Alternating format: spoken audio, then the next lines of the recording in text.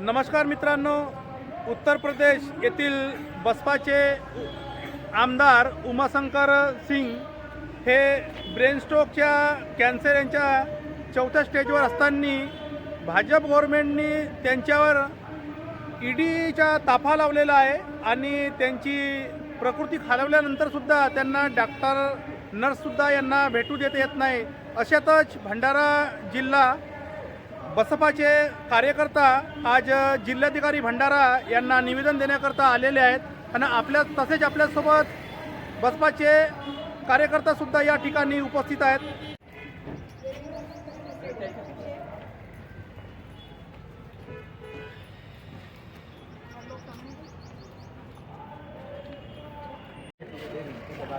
जिल्हाधिकारी साहेब यांना निवेदन देताना ठीक आहे।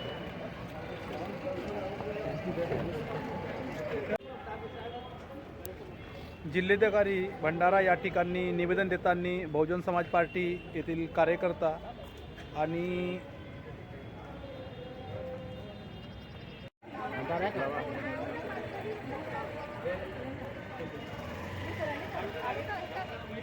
जिंदाबाद जिंदाबाद बीएसपी जिंदाबाद जिंदाबाद जिंदाबाद बीएसपी जिंदाबाद जिंदाबाद जिंदाबाद बीएसपी जिंदाबाद जिंदाबाद जिंदाबाद बीएसपी जिंदाबाद बीएसपी क्या करेगी, जनता का संघर्ष करेगी। बीएसपी क्या करेगी, जनता का संघर्ष करेगी। बाबा तेरा मिशन अधूरा, बीएसपी करेगी पूरा। फूले तेरा मिशन अधूरा, बीएसपी करेगी पूरा। शाहू तेरा मिशन अधूरा, बीएसपी करेगी।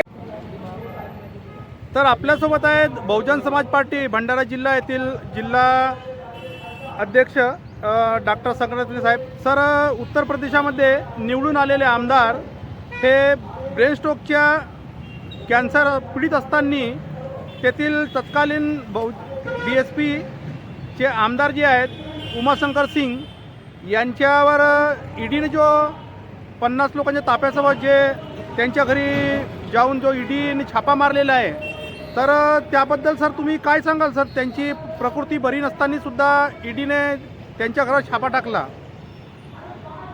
नाही, विषय महत्त्वाचा कसा आहे की उत्तर प्रदेशामध्ये बहुजन समाज पक्षाचे एकमेव आमदार आहेत। दुसरी महत्त्वाची गोष्ट, ते जवळजवळ 4 ते 5 वर्षापासून कॅन्सरनं पीडित आहेत आणि कॅन्सरच्या चौथ्या स्टेपमध्ये आहेत। ब्रेन कॅन्सर आहे त्यांना।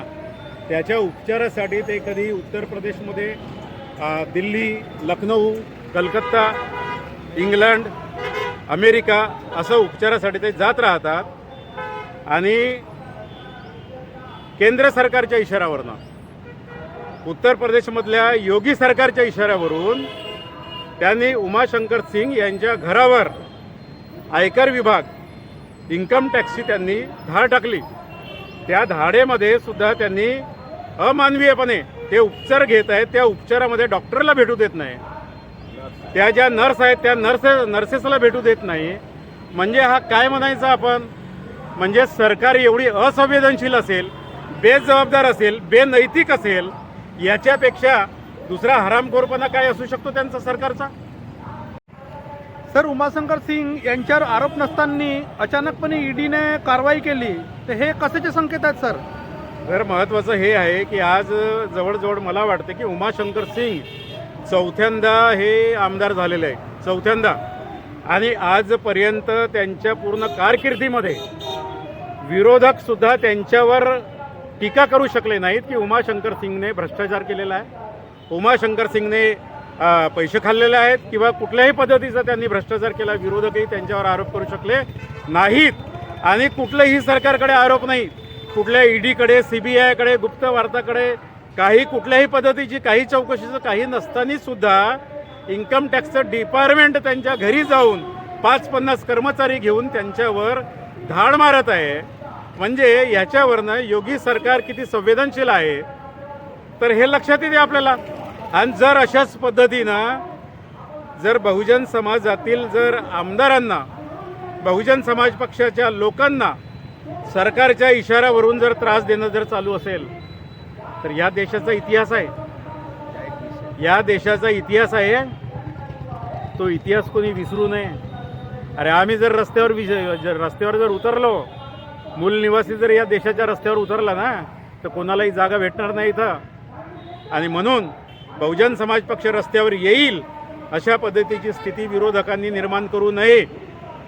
आज जे उमाशंकर सिंगवर जे त्यांनी आरोप लावलेत, जे डेलिगेशन्स लावले, ज्या पद्धतीची त्यांनी कारवाई केली, त्याचा बहुजन समाज पार्टी जिल्हा भंडारा पूर्णपणे आम्ही निषेध करत आहोत, धिक्कार करत आहोत त्यांचा. आम्ही केंद्र सरकारचा, राज्य सरकारचा शब्दाने आम्ही त्यांचा धिक्कार करत आहोत. याच्या पलीकडे जाऊन जर पुन्हा जर अशा पद्धतीनं ईडी किंवा आयकर विभागाचे लोक जर असे करत असतील तर बहुजन समाज पक्ष रस्त्यावर उतरल्याशिवाय राहणार नाही. आमचा नेता साधा सुद्धा नाही, आमचाही नेता रस्त्यावरच आहे, परंतु आम्हाला रस्त्यावरची लढाई करायची नाही, आम्हाला मताची लढाई करायची आहे. म्हणून आम्ही कलेक्टर साहेबांना निवेदन देतो. अन्यथा जर आम्ही जर या देशामध्ये जर रस्त्यावर उतरलो तर काय होईल याचा विचार न केलेला बरा. जिंदाबाद जिंदाबाद, बीएसपी क्या करेगी, बीएसपी क्या करेगी, वोट हमारा राज तुम्हारा, वोट हमारा राज तुम्हारा, वोट हमारा राज तुम्हारा.